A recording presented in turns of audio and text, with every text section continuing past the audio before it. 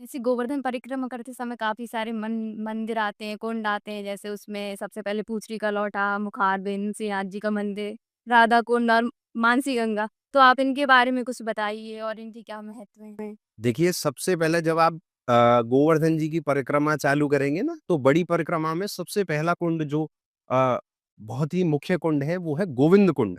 बिल्कुल। बहुत कम लोगों को पता है। ये इसी गोवर्धन लीला से जुड़ा हुआ है।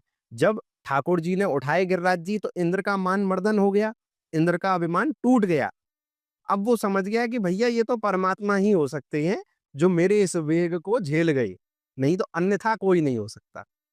तो उसने आके क्षमा माँगी है, हमारे ब्रज में ही गिरिराज जी की तलहटी में एक स्थान है इंद्रमान भंग शिला। उस स्थान पर इंद्र ने आके क्षमा माँगी है ठाकुर जी से और ठाकुर जी का अभिषेक किया है पंचामृत से, सुरभि गाय के दूध से, इन सब वस्तुओं से ठाकुर जी का अभिषेक किया है और जो अभिषेक का जल है, वही गोविंद कुंड में आज भी विद्यमान है। अच्छा, गोविंद नाम भी उसी लीला से पड़ा। गौधन इंद्र, जो गौओं की रक्षा करी, ठाकुर जी ने गिरिराज जी उठाए तो सब गौवंश की रक्षा करी ना, तो गौओं की रक्षा करने वाले गौधन इंद्र, उनके भी इंद्र, इंद्र कौन है? देवों के राजा। और गौओं की रक्षा करने वाले उनके राजा कौन है? ठाकुर जी, तो उनका नाम पड़ा गोविंद। हुँ। तो वो गोविंद कुंड आज भी है और बहुत ही दिव्य कुंड है। आप उसको साधारण मत समझना। आप सोच भी नहीं सकते उसका जल कितना पवित्र हो सकता है। एक बड़े ही हमारे संत थे ब्रज के बड़े आदरणीय मनोहर दास बाबा जी। तो वो गोविंद कुंड के पास ही एक गुफा बना के वहाँ भजन किया करते थे गिरिराज जी में। सर्दियों का समय था, सर्दी लग रही थी बहुत भयंकर और रात ही रात में आधी रात को बहुत सर्दी लगने के कारण उस समय इतनी ठंड पड़ती थी कि गोविंद कुंड के तले पर बर्फ जम जाती थी सतह पर। ये कुछ 200 वर्ष के आसपास की बात है, 200 वर्ष पहले। और सतह पर जब बर्फ जम जाती थी गोविंद कुंड की, तो आधी रात को ठंड लगने के बाद वो गोविंद कुंड में कूद गए जाके और खूब 2 घंटे 3 घंटे स्नान किया। अब वहाँ पे एक और बाबा रहते थे, नवदीप दास बाबा। तो वो आए, बोले, "बाबा जी क्या कर रहे हो?" बोले, "इतनी ठंड में हम तो थर-थर काँप रहे हैं, बर्फ बनी पड़ी है पूरी गोविंद कुंड में और तुम कूद गए?" बोले, "ये शरीर इतना अधम है कि माँग ही करता रहता है। गरम कपड़े दे दो, गरम कंबल दे दो।" बोले, "इस शरीर को मज़ा चखाने के लिए मैं गोविंद कुंड में उतरा और उनको कुछ भी नहीं हुआ।" और कहते हैं कि उसके बाद बाबा को कभी ठंड भी नहीं लगी। हाँ, गोविंद कुंड का इतना पवित्र जल है कि उसमें उतरने के बाद उनको कभी ठंड ही नहीं लगी और उनकी जो शरीर के विकार थे वो सब नाश हो गए। ऐसी लीला है गोविंद कुंड की। और भी काफ़ी क्षेत्र पड़ते हैं गोवर्धन जी की परिक्रमा में। मुखारविंद, जहाँ मुख है, मुख्य ठाकुर जी का, हमारे गिरिराज जी का मुख है, वहीं पे ठाकुर जी प्रत्यक्ष रूप से सब भोगों को स्वीकार करते हैं। कोई अगर जाए, भक्त अपनी श्रद्धा से ठाकुर जी को दूध अर्पित करे, अभिषेक करे उनका, भोग अर्पित करे, तो ठाकुर जी सहज ही स्वीकार कर लेते हैं। गिरिराज जी ऐसे हैं हमारे। वहीं श्रीनाथ जी का मंदिर है, जो हमारे श्रीनाथ जी आज नाथद्वारा में विराजमान है ना, वही श्रीनाथ जी मुख्य सबसे पहले विराजमान थे। वहीं मुखारविंद के पास ही दंडौती शिला के ऊपर एक मंदिर बन रहा है, वहाँ पे विराजमान थे श्रीनाथ जी। और उस मंदिर में आप जाएँगे, तो आप आज भी वो कुएँ मौजूद हैं, जिनको देख के आपकी आँखें खुली रह जाएँगी।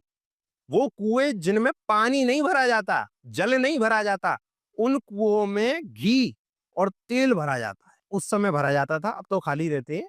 उस समय ठाकुर जी के भोग के लिए उन कुओं में घी रहता था और कहते हैं कभी भी वो घी खत्म नहीं हुआ। जब तक ठाकुर जी वहाँ थे, वो कभी घी खत्म नहीं हुआ। आज भी उन कुओं में आपको घी की सुगंध सूँघने को मिलेगी। जो ऊपर श्रीनाथ जी के मंदिर पे, हाँ। और वहाँ तो ऐसा भी कहते हैं कि ठाकुर जी के गर्भगृह से एक रास्ता जा रहा है। चतुर्बुध, जो हमारे अष्टछाप कवि थे, श्रीनाथ जी की सेवा में ही रहते थे। महाप्रभु वल्लभाचार्य जी के 8 शिष्य थे। 4 महाप्रभु जी के थे, 4 विट्ठलनाथ जी के थे। तो अष्टछाप जो सखा थे, उनमें थे चतुर्भुज दास। उन्होंने ठाकुर जी को सौगंध दी थी कि तुम गिरिराज जी छोड़ के जाओगे नहीं। और ठाकुर जी नाथद्वारा पहुँच गए। तो ठाकुर जी दिन भर तो दर्शन वहाँ देते हैं, लेकिन रात को सोने यहाँ आते हैं। सोने इस श्रीनाथ जी के मंदिर में आते हैं जो गोवर्धन में है आज भी। ठाकुर जी की वही शैया लगाई जाती है वहाँ पे और इस भाव से लगाई जाती है कि महाप्रभु जी उनके बगल में सो रहे हैं और ठाकुर जी यहाँ सो रहे हैं। और उस शैया से लगाई हुआ एक गुफ़ा है, वो बहुत गुप्त है, वो लोगों को दिखाई नहीं जाती है, पर वो है आज भी, जिससे ठाकुर जी आते-जाते हैं नाथद्वारा। अब इतनी लंबी गुफ़ा हो या ना हो ये तो एक शोध का विषय है, पर ठाकुर जी के लिए कोई बड़ा काम थोड़ी है। ठाकुर जी तो क्षण भर में यहाँ, क्षण भर में वहाँ, गुफ़ा की भी ज़रूरत नहीं है वैसे तो उनको, लेकिन इस भाव से कि ठाकुर जी इसी रास्ते से आते-जाते हैं, वो आज भी आते हैं रात को सोने वहाँ पे। ये जो पूंछड़ी का लोटा है, इसका नाम कैसे पड़ा ये पूंछड़ी का लोटा? देखिए, ये ठाकुर जी के एक सखा थे, पूछरी का लौठा, जो एक ठाकुर जी के सखा थे और जब गिरिराज जी उठाए ना ठाकुर जी ने, तो डंडा को लगा के हू-हू कर रहा था। जैसे जोर लगाते हैं ना तो हू, हू, तो इसलिए जयकारा आज भी लगता है और वो उनसे ठाकुर जी इतना प्रेम करते थे, वो भी ठाकुर जी से इतना प्रेम करते थे कि बोले, "मैं यहीं पे बैठा रहूँगा, गोविंद तुम लौट के आई हो।" और वो पूछरी का लौठा आज भी स्थान है जहाँ पे वो सखा ठाकुर जी के आज भी बैठे हैं, ठाकुर जी की प्रतीक्षा में। लीलागत प्रतीक्षा, वैसे तो ठाकुर जी वहीं थे हमेशा नित्य निरंतर। लीलागत प्रतीक्षा में लेकिन वहीं पे हैं और इसीलिए जयकारा लगाया जाता है पूछरी के लौठा की हु हु प्यारे, क्या बात है बंसी वारे, शाबाश है, ऐसे करके हमारे यहाँ ना वो लगाते हैं जयकारा। और राधा कुंड का आपने बड़ा अच्छा वर्णन किया। राधा कुंड तो वो स्थान है साक्षात श्री जी जल के रूप में वहां पे हैं। साक्षात श्री जी का जल स्वरूप ही राधा कुंड है। ऐसा कोई संत नहीं ब्रज में जहां जिन लोगों ने वहां पे आके भजन ना किया हो। आप राधा कुंड के अगर देखेंगे राधा कुंड और कृष्ण कुंड लगे हुए हैं। लगी। ऐसा कहते हैं कि ठाकुर जी ने और श्री जी ने अपने अपने दो कुंड बनाए, एक राधा कुंड एक कृष्ण कुंड। तो राधा कुंड से लगे हुए पूरे घाट पर उस कुंड के सब संतों की भजन कोटी बनी हुई है आज भी। ऐसा कोई संत नहीं है जिनकी कोटियां वहां नहीं है। हमारे वृंदावन में एक संत हैं स्वामी श्री हरदास जी, जिन्होंने श्री बांके बिहारी जी को प्रकट किया है, इसीलिए कहा क्योंकि अप्रत्यक्ष रूप से तो वो आज भी वही है, बांके बिहारी जी की सेवा में ही है, सेवा ही कर रहे हैं। प्रत्यक्ष रूप से वो थे 500 वर्ष पहले। तो उन्होंने केवल दो ही उनके भजन स्थल थे, एक तो निधिवन जहाँ पे श्री बांके बिहारी जी का प्राकट्य हुआ और दूसरा राधा कुंड। ऐसा कोई संत ही नहीं है जहाँ पे जिन्होंने वहाँ पे भजन नहीं किया। तो साक्षात भैया मैं तो आपसे कहूँ, आप जो भी आपके माध्यम से ये सुन रहा है मेरी बात, एक बार राधा कुंड में जल में खड़े होकर राधा कृपा कटाक्ष का गान कर लेना।